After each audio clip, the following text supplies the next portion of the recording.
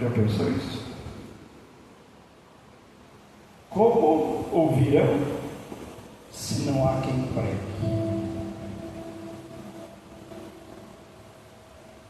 Interessante, né?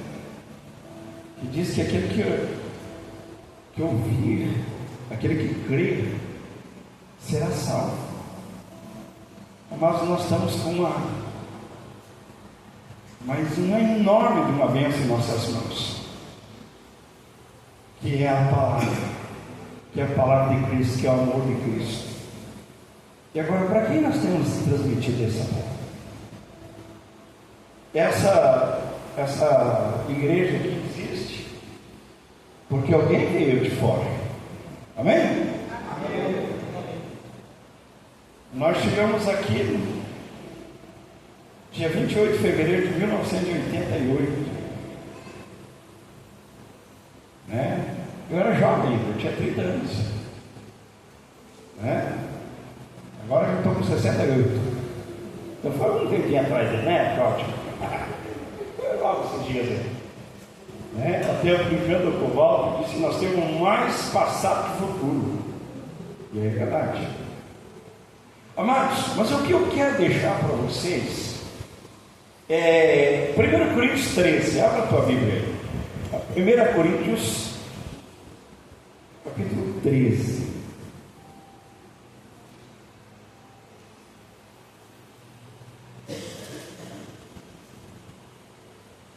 Quantos discípulos de Jesus nós temos hoje aqui? Quantos? Deixa eu ver. Nenhum.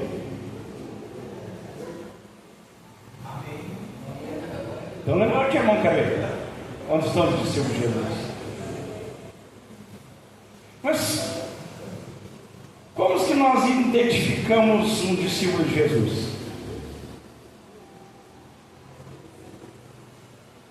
Presta atenção, olha aqui para mim. Como que você identifica, ou que alguém identifica, um verdadeiro discípulo de Jesus? Jesus disse assim: nisto conhecereis que sois meus discípulos, se vos amardes uns aos outros. Então a chave para se conhecer o discípulo de Jesus é o amor. Amém? Amém. Olha para o irmão e diz: tem amor com o Lula? É o amor. E eu quero ler aqui o capítulo 13.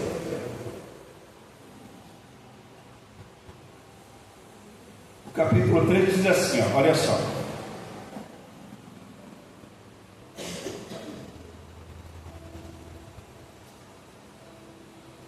Se eu falar a língua dos homens e dos anjos, mas não tiver amor, serei como o sino que ressoa, como o símbolo que retine. Se eu tiver o dom de profecia, souber todos os mistérios e todo conhecimento, e tiver uma fé capaz de mover montanhas, mas não tiver amor, nada serei. Se eu der aos pobres tudo que possuo, entregar o meu corpo para que eu tenha que me gloriar, mas não tiver amor, nada disso me valerá. O amor é paciente, o amor é bondoso, não inveja, não se vangloria, não se orgulha, não maltrata, não procura os próprios interesses, não se irrita, não guarda rancor. O amor não se alegra com a injustiça, mas se alegra com a verdade. Tudo sofre, tudo crê, tudo espera, tudo suporta. O amor nunca perece, mas as profecias desaparecerão. As línguas cessarão, o conhecimento será deixado para trás, pois em parte conhecemos, em parte profetizamos. Quando porém vier o que é completo, e o que é em parte será deixado para trás. Quando eu era menino, falava como menino, pensava como menino e raciocinava como menino, mas quando me tornei homem, deixei para trás as coisas de menino. Agora pois, vemos apenas em reflexo como em espelho, mas um dia veremos face a face. Agora conheço em parte, mas um dia conhecereis plenamente da mesma forma que sou completamente conhecido. Assim permanece agora esses três: a fé, a esperança e o amor. O maior desses, porém, é o amor.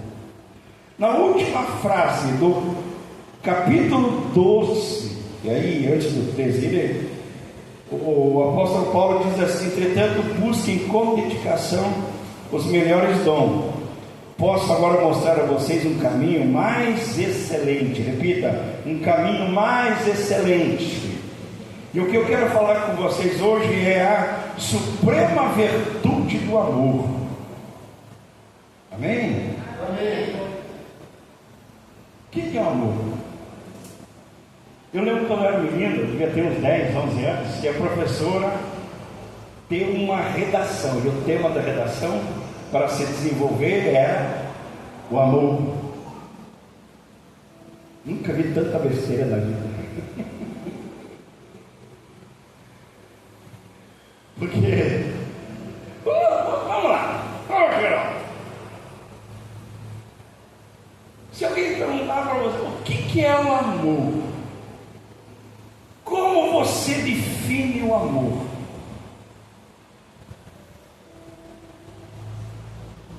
Você acredita que o apóstolo João quis definir o amor? Lá no capítulo 4, capítulo 5 da primeira carta de João, ele vai definindo o amor, ele tenta definir o amor, ele fala: o amor é isso, o amor é aquilo, tá, de repente ele para tudo. Deus é amor. Passa reto. Deus é amor. Então veja só, queridos, para o mundo aí fora, o amor, ele tem um caráter romântico, não é assim? O amor aí do mundo aí fora, ele é emocional, mas no conceito bíblico, é totalmente diferente.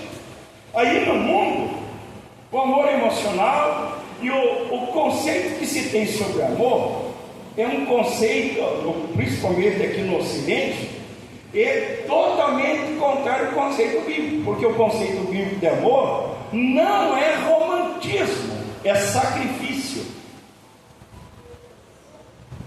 Então o amor, ele é sacrifício. Deus amou o mundo de tal maneira que deu seu Filho unigênito, para que todo aquele que nele crê não pereça, mas tenha a vida eterna. Então veja só, amar é sacrificar.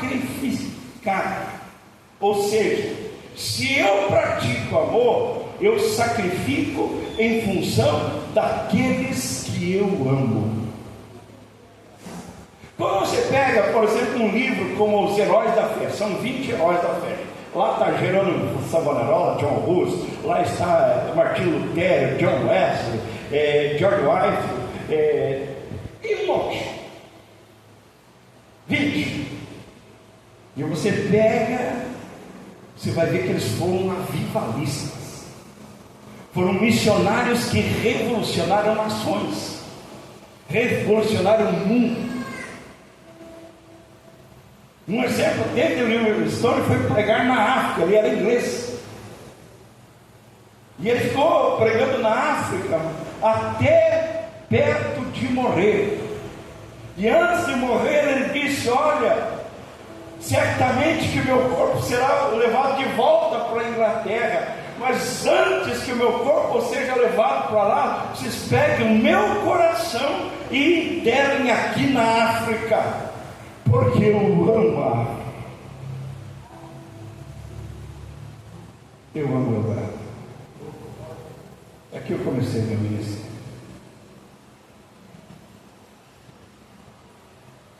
Não é, Walter?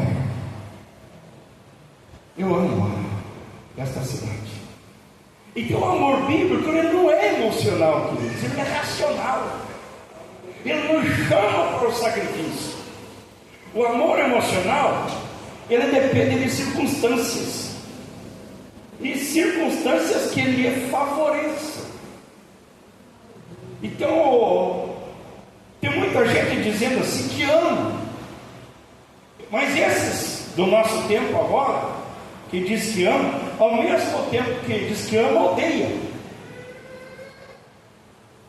Ao mesmo tempo que diz que ama, fere, matam. Isso é amor emocional.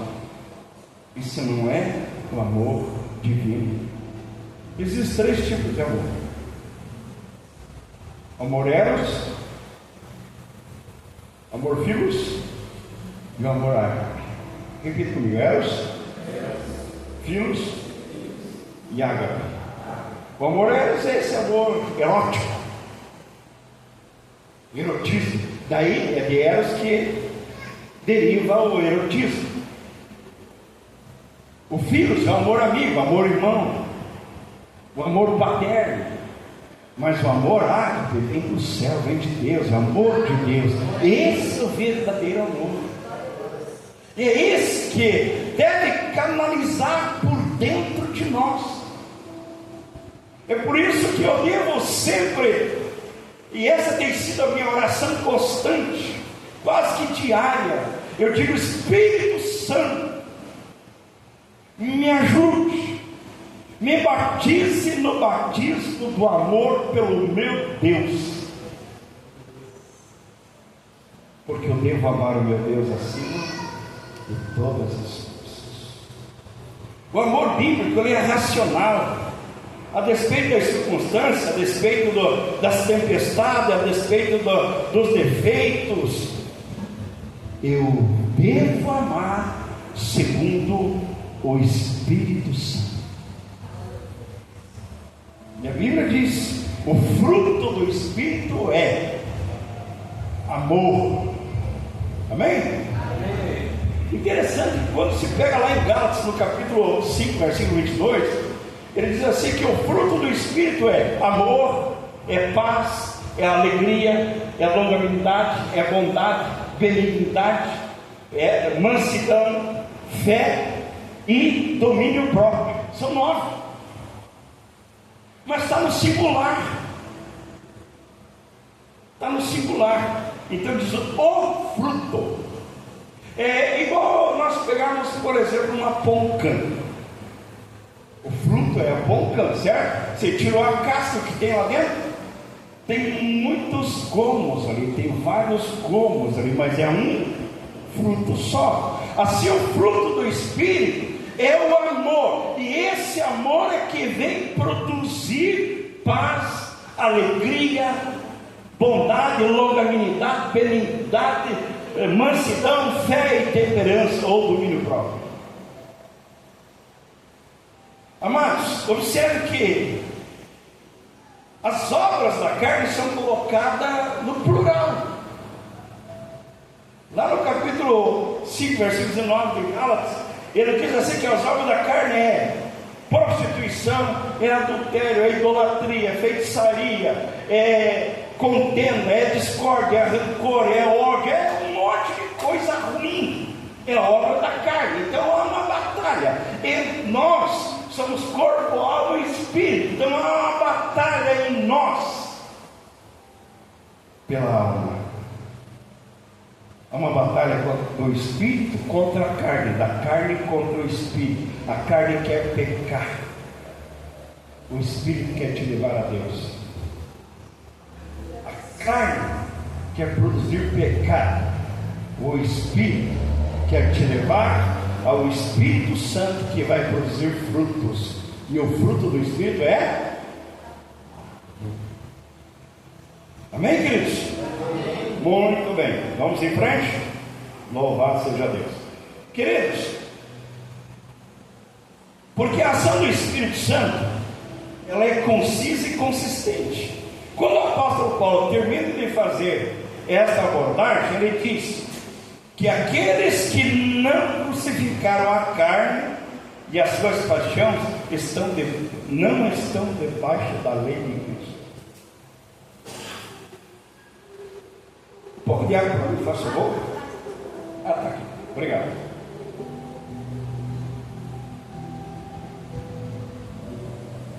Glória a Deus. dizendo que nós desenvolvemos, praticamos e experimentamos o fruto em nós, na medida que a nossa natureza carnal é sacrificada. Queridos, é aqui que entra o sacrifício. Ora, é fácil? Não é fácil.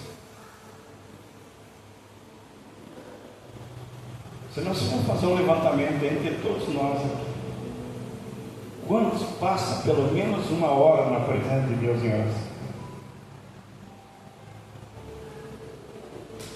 É a forma de nos fortalecer o Espírito. Há uma batalha entre nós. Se nós não estamos vivendo no Espírito, e lá em Romanos 8:1 diz assim: portanto, nenhuma condenação há para aqueles que estão em Cristo Jesus, que não andam segundo a carne, mas segundo o Espírito. Se não viver uma vida espiritual aqui, queridos, o reino ao qual eu pertenço é espiritual. Nós estamos aqui, ei, mas nós não estamos aqui. Nós vamos tudo embora.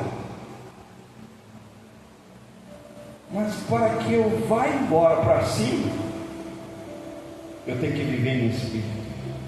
Que o Espírito veio de si. Se eu não viver uma vida espiritual aqui, eu sou simplesmente um religioso. Jesus deixou alguma religião? Deixou ou não deixou? Se alguém te abordar ali fora agora, você sai lá no calçado, chega um repórter com o microfone: ei, qual é a tua religião? O que você vai dizer? O que você vai dizer, Cláudio?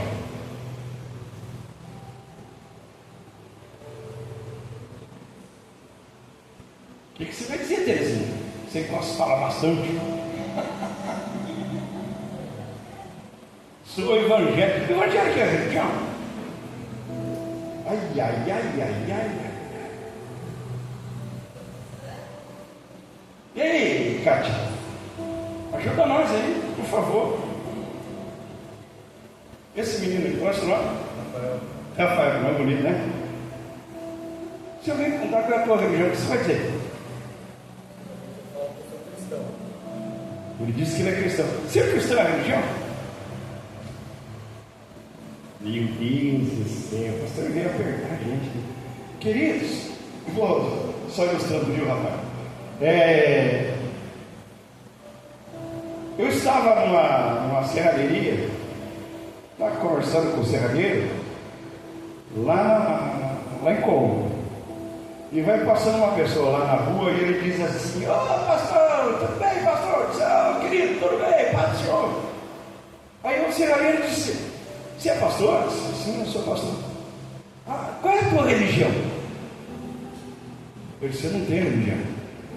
Você não é pastor? Sim, eu sou pastor. Então você é um religioso? Não sou. Você não é sacerdote? Sim, eu sou sacerdote. Então você é um religioso? Não sou. Ele disse: então eu não entendo isso. Eu disse: então eu vou te explicar. Jesus, quando veio a essa terra, ele não trouxe uma religião. Ele disse assim: arrependei-vos, porque é chegado a vós o reino dos céus. Então ele não trouxe uma religião, ele trouxe um reino. Então eu não sou religioso, eu pertenço a um reino. Então eu sou um cidadão do reino. E ele é meu rei.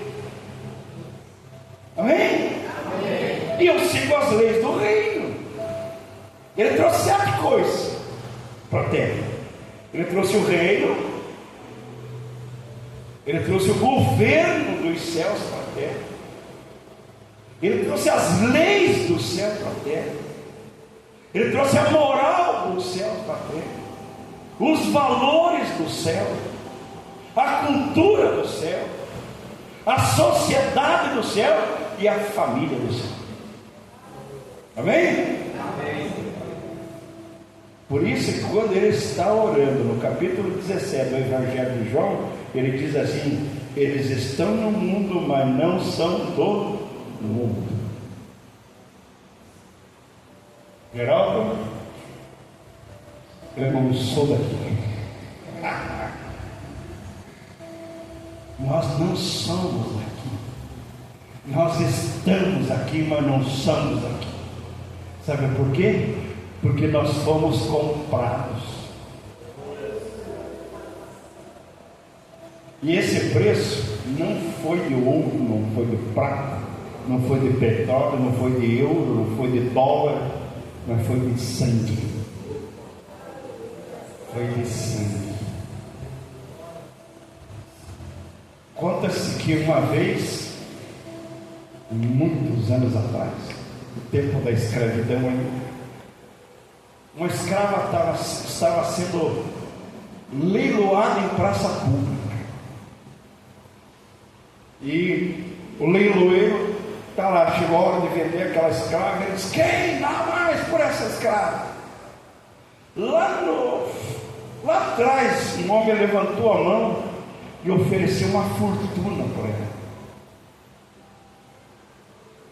E o leiloeiro pegou o martelo e ficou: quem dá mais? Quem dá mais? Quem dá mais? Ninguém conseguia dar o preço da mão. Ele bateu o martelo e disse: pronto, a escrava é tua, pode vir, senhor, pode vir. E aí ele leva a escrava até esse senhor e colocaram ela na frente dele e disse: moça, olhe para mim. Ela olhou para ele e ele disse: filha, eu acabei de comprar a tua liberdade, a partir de agora você é livre. Ela caiu agarrada aos pés dele, chorando, e disse: meu Senhor, eu quero te servir por o resto da minha vida. Ele disse: filha, mas eu comprei a tua liberdade. Ela disse: Senhor, a minha liberdade só tem sentido te servindo. Jesus comprou a minha liberdade. Eu era escravo do pecado, eu era escravo de Satanás, eu era escravo dos vícios. Mas Jesus me comprou, irmão. Pagou um alto preço, sabe por quê? Porque Ele me amou. Ele me amou, Ele te amou, filho.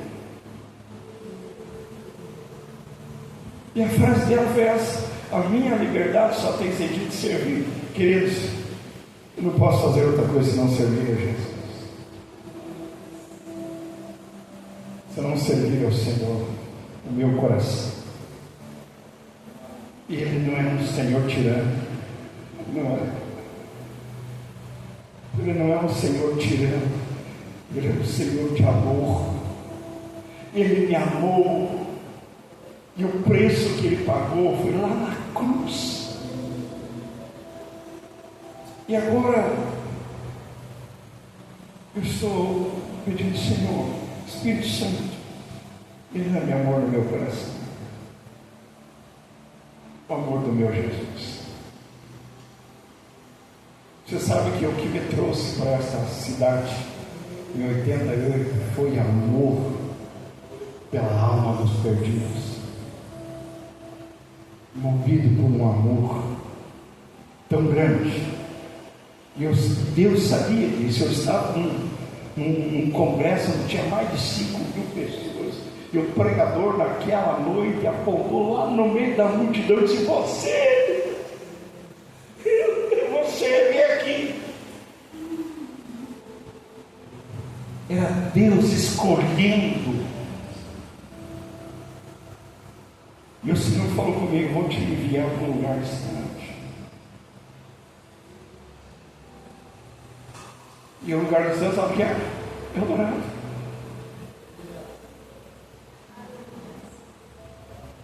Amados, aleluia. Por isso que eu preciso do fruto do Espírito na minha vida. Transmitir o amor do Senhor. Aleluia. Amados, quando o apóstolo Paulo, eu vejo aqui o capítulo 13 de 1 Coríntios, é como se fosse um hambúrguer de Deus. Por que um hambúrguer? Porque no capítulo 12, ele vai falar dos dons espirituais. Aí quando está terminando o capítulo 12, ele diz: eu vou mostrar para vocês um caminho mais excelente, as virtudes do amor. E aí ele discorre aqui no capítulo 13 a respeito do amor. E aí ele volta a falar sobre os dons no capítulo 14. E que é como se fizesse um sanduíche.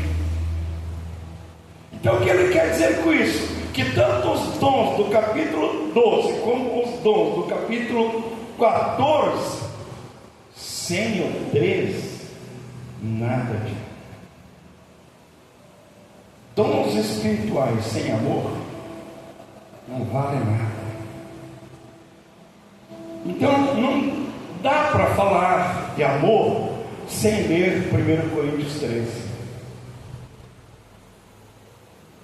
Vamos chamar isso aqui de o hambúrguer dos dons espirituais.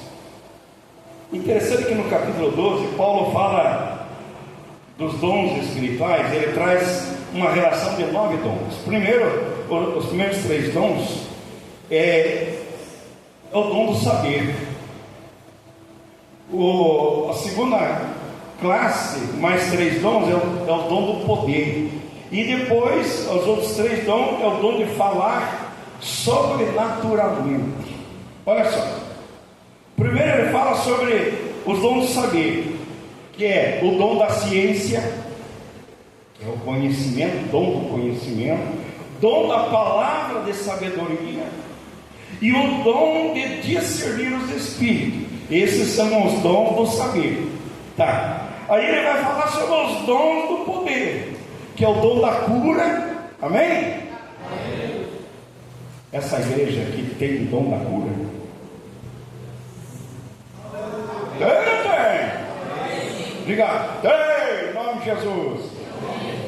Então quem estiver vendo vai sair curado hoje. Amém? Aleluia! O dom da cura, o dom da fé e o dom da operação de prodígios, milagres e maravilhas. Queridos, vou contar uma cura para vocês.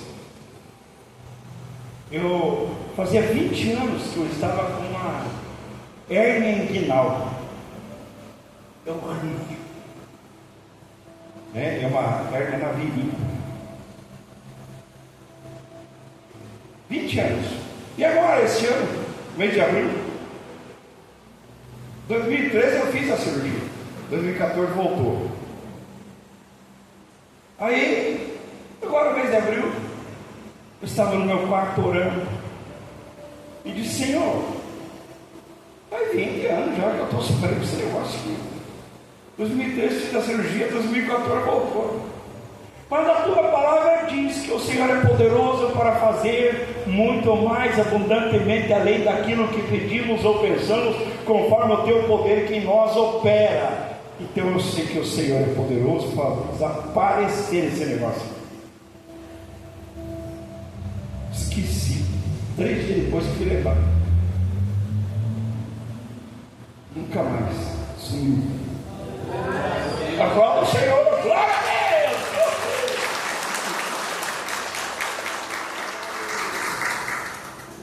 Amados, como Deus é bom. 2012 eu fiquei tetraplégico. Eu decidi deixar o ministério. Me lasquei. Decidi deixar o ministério. Falei para meus filhos: vamos fazer o seguinte, vamos parar de ganhar, vamos ganhar dinheiro. Não ganhei dinheiro, porque o missionário ganha dinheiro. Né? Ganha almas. A gente descobre que a maior riqueza é. E foi o pior negócio que eu fiz.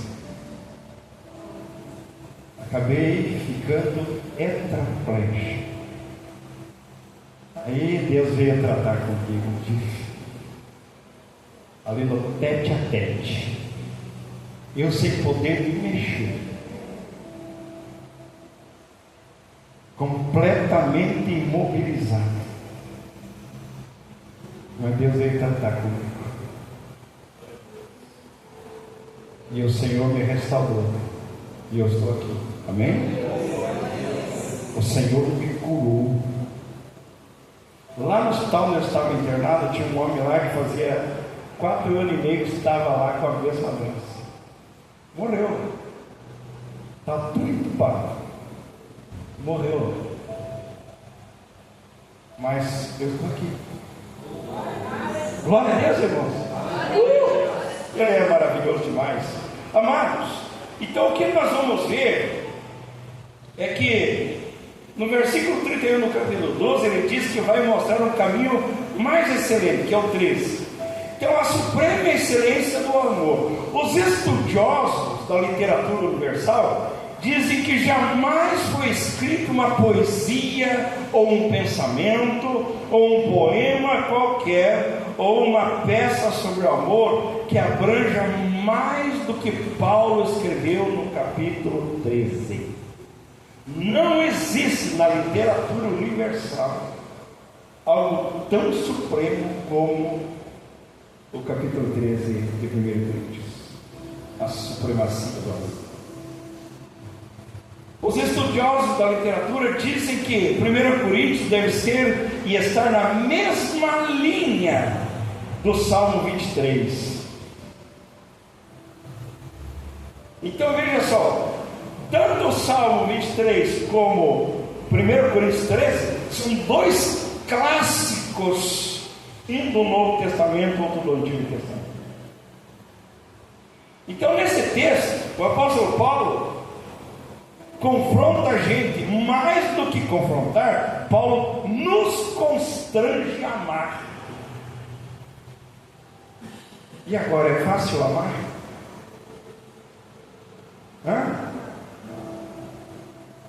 Quem gostaria de ser amado? Levante a mão.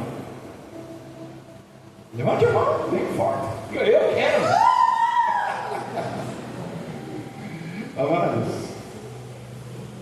você sabe qual é o nosso maior erro? É querer ser amado por outro ser humano. Você é amado. Você é amado por Deus. Você é amado por Jesus. Ele morreu na cruz por você. E aí, olha o erro que nós cometemos. Até falei sobre isso aqui lá no Morumbi. O apóstolo João disse que Deus é amor. Repita, Deus é amor. Então, se Ele é o amor vem de lá, certo? E Ele tem que canalizar aqui, entrar por aqui, por dentro, para sair para lá. Sabe onde que nós erramos? Sabe, irmão? É que nós queremos que venha de lá para cá. Rapaz, eu fico danado da vida quando eu vejo alguém dizer assim: você me ama? Eu acho de uma sacanagem tão grande, de uma miséria tão grande, querer que o outro ser humano o ame. Como diz o meu filho, isso está errado, pai? Claro que está errado. Eu que tenho que amar. Porque se o amor vem de lá, ele tem que passar aqui por dentro e ir para lá. E o pior ainda, e o pior de tudo, é quando um homem fala para uma mulher: me ama. Jesus. E o pior de tudo, dá-lhe põe lá na marca do pé, dá um coice nos cordos, desse jeito, manda para vir de fundo. Querido, coitado, não, vamos retroceder aí. Não, ele não aprendeu, ele não sabe. Vocês estão sabendo hoje. Amém? Amém. Então eu tenho que, o amor ele tem que canalizar através de mim daqui para lá. Amém? Amém. Eu estou casado com a Célia já vai completar 47 anos agora. Nós estamos casados. Jamais eu vou dizer, você me ame? Não. Eu chego, querida, encosta aqui.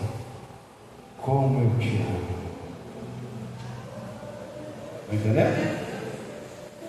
Está entendendo, Val?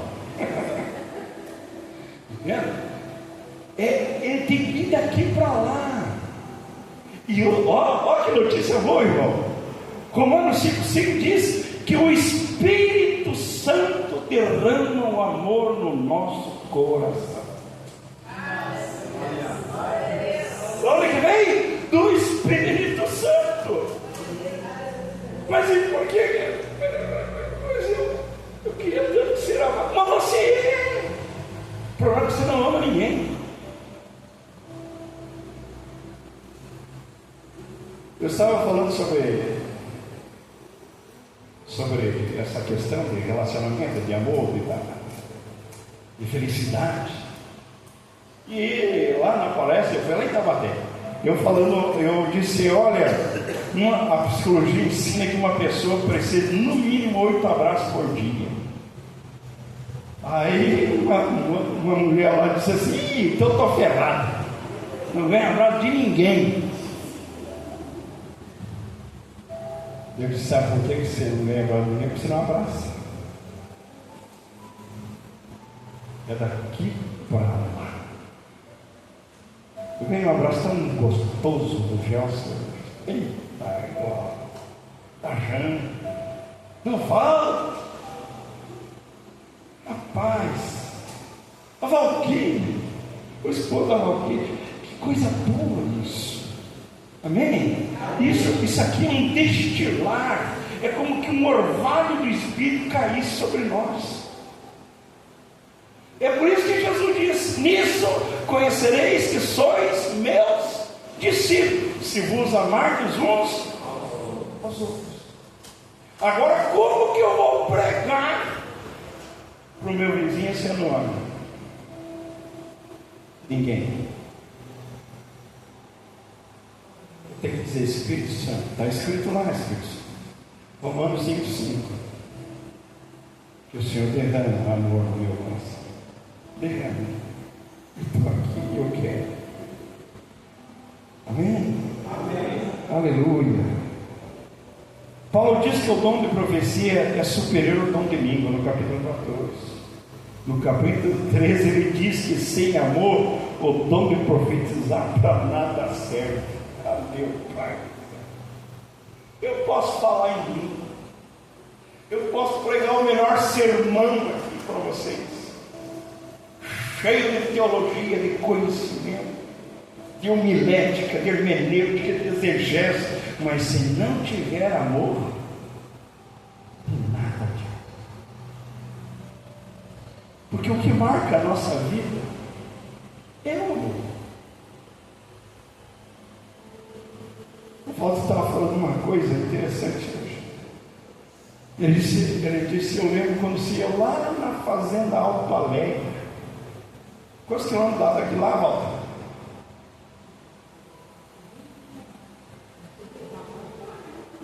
Uns 40? Lá.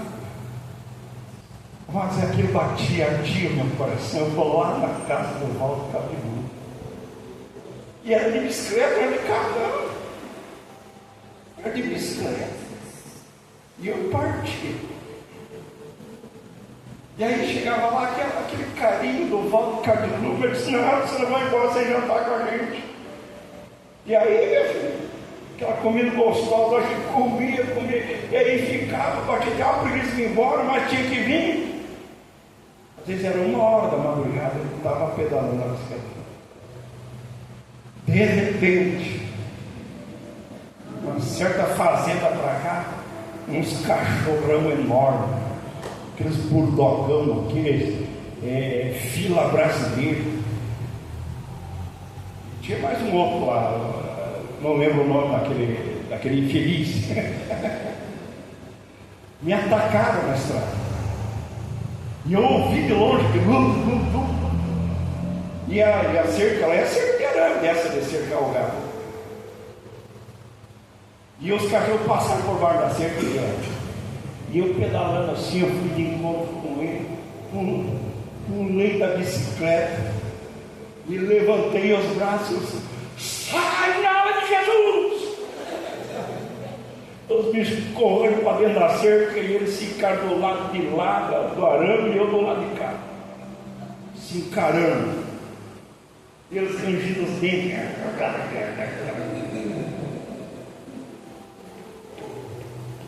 E aí eu fui, peguei a bicicleta, lá na frente encontrei o fazendeiro. E ele parou a caminhonete e disse: ô rapaz, o que você está fazendo aí? Você é louco? Meus cachorros te matam, rapaz. Eu disse: já passei por ele. E eles ficaram para dentro da cerca. Porque o Senhor está comigo. Sabe por que eu fazia isso, irmão? Porque o Espírito Santo derramava um amor glorioso. E eu tinha que alimentar as ovelhas do Senhor. Glória a Deus. Glória a Deus. Glória a Deus. Porque Ele me escolheu para isso. Aleluia. Querido, o amor bíblico não precisa de retorno. Viu? É que o amor bíblico, o amor de Deus, o amor ágape, ele não precisa de retorno. Ele ama. Ama incondicionalmente. Deus nos ama. Como é o teu nome, querido? Carlos. Deus nos ama tanto, Carlos, que se você decidir não servi-lo mais, Ele te deixa ir. Ele não vai te pegar na mais, você fica aqui, Carlos. Não. Ele te deixa ir. Porque Ele te dá livre liberdade de escolha. Hoje, em nossos dias, muitos homens dizem assim: se você não ficar comigo, eu te mato.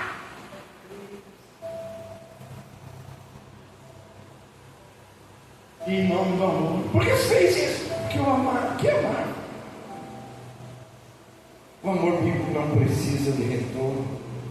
Ele ama racionalmente e incondicionalmente. Ama por princípio, ama por convicção. Isso não é uma tarefa fácil.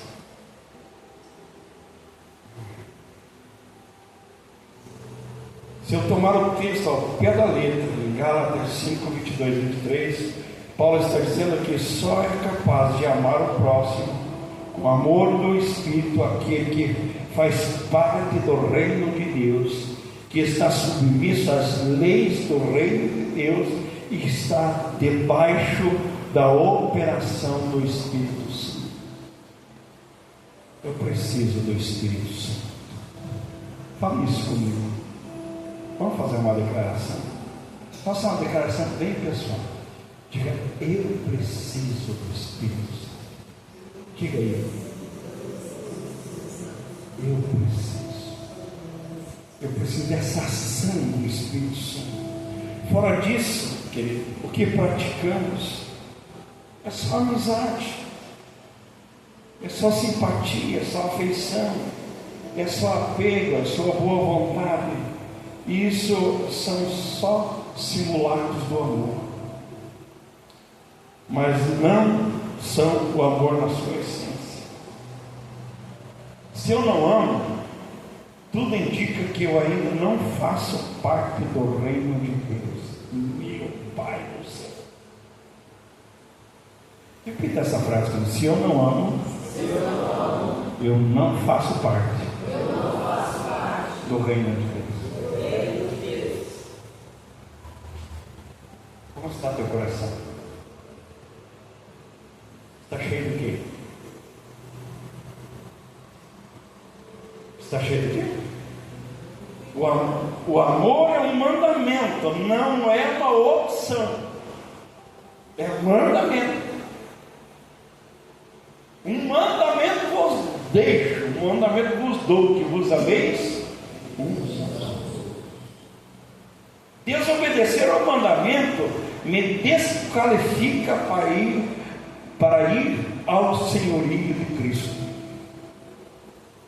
Se eu não amo, eu estou desobedecendo o mandamento. Meu Pai, se eu não estou debaixo do senhorio de Cristo, o céu para mim é hipotético. O céu para mim é conjuntura. O céu para mim é suposição, é incerto. Agora eu pergunto: você ama Deus? Você ama Deus acima de tudo?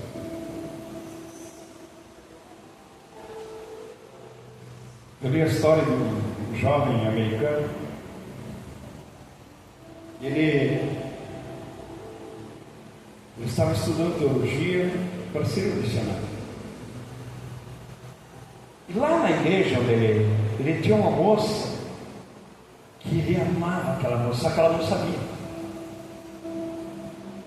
Ele amava aquela moça, mas não tinha coragem, né, de se declarar para ela. E nesse inteirinho ele foi enviado para uma missão na China. Mas antes de ir, ele falou com um amigo e disse: olha, você mande uma carta para mim todo mês falando como que ela está. E o rapaz escreveu uma carta dizendo: olha, ela começou a namorar o fulano. No outro mês ela está noiva do fulano. E ele lá com o coração fechado e dizia: oh meu Deus, eu amo tanto aquela moça. De repente ele recebeu uma carta e disse: olha, ela desmanchou o namoro com o rapaz, o noivado desmanchou também. E ela vai para uma missão na China. Só que a missão na China, onde ela ia, ela dá mais de 1.000 quilômetros de distância de onde ele estava. E quando ela chegou lá na agência missionária na China, ele mandou carta para ela, declarando o seu amor por ela. E ela mandou carta para ele, e aí começaram a trocar carta, até que decidiram se casar. Se casaram lá na China. Só que, passados 2 meses, ela ficou mal à morte. E quando ela estava morrendo, ele vai aos pés do Senhor: Senhor, eu amei tanto por essa moça, e agora o Senhor vai tirar ela de mim. O Senhor disse: você está amando mais a ela do que a mim. Você me amava, e agora você está amando mais ela do que a mim. Aí ele pediu perdão ao Senhor: Senhor, restaura a vida dela, me perdoe, porque é verdade. Eu estava me dedicando totalmente a ela. E o Senhor restaurou o ministério deles. Fizeram uma obra extraordinária na China. Mas o que eu quero deixar com essa história é que eu não posso amar nem a minha mulher mais do que a Deus, nem a namorada, nem filhos.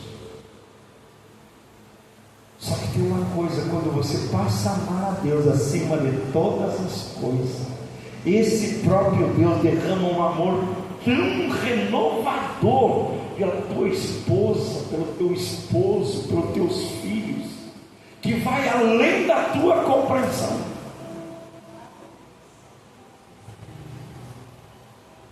Como disse, estou já casado com a Célia há 47 anos.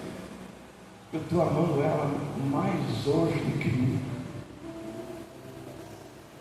do que toda a vida. Sabe por quê? Eu estou me analisando na minha vida. Eu quero amar a Deus acima de tudo. Eu quero a presença de Deus em mim. Eu quero a presença, uma intimidade, uma comunhão com meu Deus. E essa comunhão com meu Deus derrama um amor sobrenatural em nossos corações. Aí você vai arder por missões, porque você vai amar a alma dos perdidos. Amém, queridos? Nós já vamos terminar. A igreja ama a Deus, ama desprezando o próximo.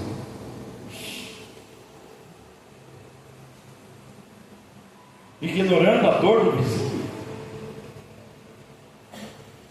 tratando o outro com desdém ou desprezo, com rejeição ou rechaçamento. Amar. Eu pergunto, para onde nós estamos indo? Para o céu ou para o inferno? Em 1 Coríntios 3, o apóstolo destaca o quão importante é o amor. Ele diz que o amor ele é sofredor, o amor é benigno. O amor não tem ciúme.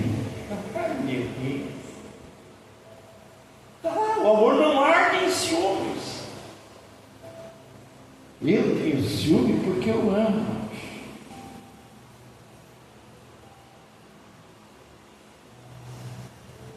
O amor não suspeita mal. O ciumento suspeita mal. Vai até vigiar, porque suspeita mal. E arde em ciúme. Não se porta com indecência, mas se alegra com a verdade. Amados, o amor, eu já vou encerrar aqui, diz assim: o amor é paciente, o amor é bondoso, não inveja, não se vangloria, não se orgulha, não maltrata. Quantos que diz que amam e ficam maltratando? Não procura os próprios interesses, não se ira, não guarda rancor. A pessoa é ciumenta porque ele só pensa em si próprio. O amor não se alegra com a justiça, mas se alegra com a verdade. Tudo sofre, tudo crê, tudo espera, tudo suporta. O amor nunca se acaba. Peraí. Mas tem gente que diz assim: o amor acabou, vamos divorciar. Então nunca foi amor. O amor nunca se acaba.